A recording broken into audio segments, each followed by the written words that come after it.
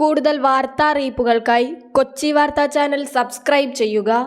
രാഷ്ട്രീയ കേരളം ഉറ്റുനോക്കുന്ന മണ്ഡലമായിരുന്നു തിരുവനന്തപുരം. LDFിന് വേണ്ടി മുതിർന്ന കമ്മ്യൂണിസ്റ്റ് നേതാവ് പന്ന്യൻ രവീന്ദ്രനും UDFിന് വേണ്ടി സിറ്റിംഗ് MP ശശി തരൂരും BJPക്ക് വേണ്ടി കേന്ദ്രമന്ത്രി രാജീവ് ചന്ദ്രശേഖറും ഇറങ്ങിയപ്പോൾ തിരുവനന്തപുരം സാക്ഷ്യം വഹിച്ചത് ത്രികോണ മത്സരം. ശക്തമായ ഇഞ്ചോടിഞ്ച് പോരാട്ടം നടന്ന മണ്ഡലത്തെ സംബന്ധിച്ച് ഇപ്പോഴിതാ കേന്ദ്ര സംസ്ഥാന ഇന്റലിജൻസിന്റെ റിപ്പോർട്ട് പുറത്തു വന്നിരിക്കുകയാണ്. ഈ റിപ്പോർട്ട് യാഥാർത്ഥ്യമാവുകയാണെങ്കിൽ രാഷ്ട്രീയ കേരളം ഞെട്ടിത്തരിക്കുമെന്ന കാര്യത്തിൽ യാതൊരു സംശയവുമില്ല.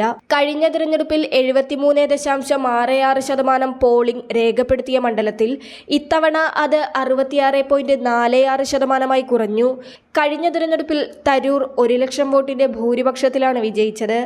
4.16 ലക്ഷം വോട്ട് ശശി തരൂർ നേടിയപ്പോൾ BJPയുടെ കുമ്മനം രാജശേഖരൻ 3.16 ലക്ഷം വോട്ട് നേടിയിരുന്നു. ഇടതുപക്ഷ സ്ഥാനാർത്ഥി C ദിവാകരൻ 2.59 ലക്ഷം വോട്ടുകളും നേടി. എന്നാൽ ഇത്തവണ തിരുവനന്തപുരം മണ്ഡലത്തിൽ വലിയൊരു അട്ടിമറിയാണ് നടന്നിരിക്കുന്നത്. 63,472 പുതിയ വോട്ടുകൾ തിരുവനന്തപുരം മണ്ഡലത്തിലുണ്ടായി.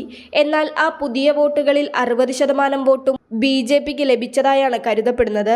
BJPക്ക് സ്വാധീനമുള്ള കഴക്കൂട്ടത്ത് 13,143 പുതിയ വോട്ടർമാർ വോട്ട് ചെയ്തിട്ടുണ്ട്.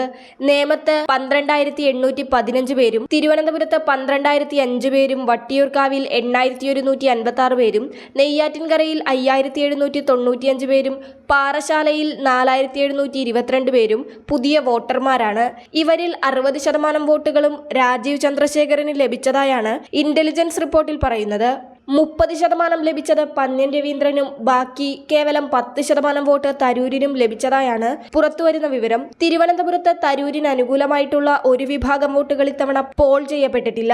BJPക്ക് പോൾ ചെയ്യപ്പെടാതെ പോയ വോട്ട് 11,000 വോട്ടുകളാണ്. CPIക്കും 11,000 വോട്ടുകൾ പോൾ ചെയ്യപ്പെട്ടിട്ടില്ല എന്നാണ് കരുതപ്പെടുന്നത്. തരൂരിന് അനുകൂലമായിട്ടുള്ള ഒരു വിഭാഗം പേരുടെ വോട്ട് പോൾ ചെയ്യപ്പെടാത്തതിനാലും പുതിയ വോട്ടർമാരിൽ നിന്ന് 60%-ഓളം വോട്ടുകൾ രാജീവിന് പോൾ ചെയ്തതായി കണക്കാക്കപ്പെടുന്നതിനാലും തിരുവനന്തപുരത്ത് ഇത്തവണ ജയസാധ്യത BJP സ്ഥാനാർത്ഥി രാജീവ് ചന്ദ്രശേഖരനാണെന്നാണ് റിപ്പോർട്ടിൽ പറയുന്നത്.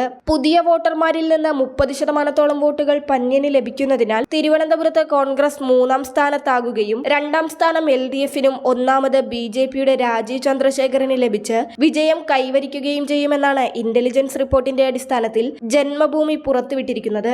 മാത്രമല്ല 56,000 വോട്ടിന്റെ ഭൂരിപക്ഷത്തിൽ രാജീവ് വിജയം സ്വന്തമാക്കുമെന്ന് അവകാശപ്പെടുന്നതിനോടൊപ്പം ഇതുവരെ തിരുവനന്തപുരത്ത് 1ഉം 2ഉം സ്ഥാനം കോൺഗ്രസിനായിരുന്നു. എന്നാൽ ഇത്തവണ കോൺഗ്രസ് 3-ാം സ്ഥാനത്തേക്ക് പിന്തള്ളി തകർന്നടിയുമെന്നാണ് വിലയിരുത്തലുകൾ യാഥാർത്ഥ്യമാകുമോ എന്നറിയാൻ ജൂൺ 4 വരെ കാത്തിരിക്കേണ്ടതുണ്ട്.